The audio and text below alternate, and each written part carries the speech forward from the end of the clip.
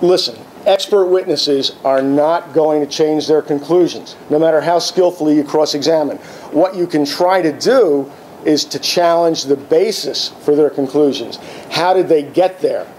What brings them to their conclusions?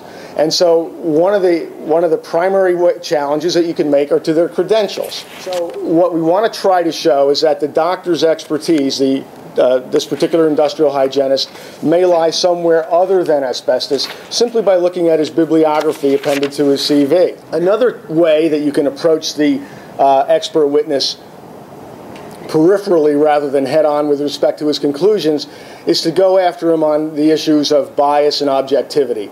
And it's a wonderful thing when the expert for the other side parrots your own words in response to a question. But it's a nice psychological affirmation when the jury hears back that phrase from the expert witness. They know they heard it from somewhere, and it all kinds of gels later. It all kind of gels later on.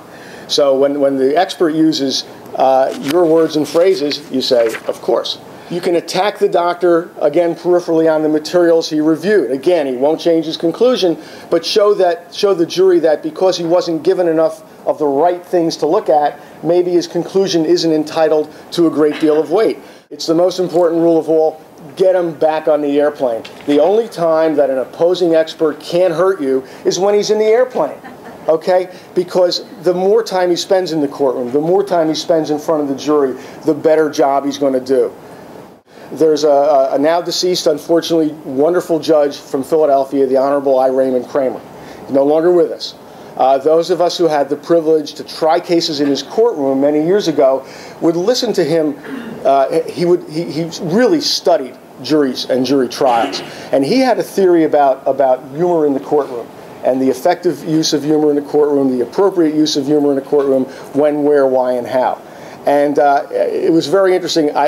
Again, it's another lecture altogether, but I think it's not a bad thing if the jury laughs with you and not at you or about you, if it works. If it doesn't work, it's disastrous.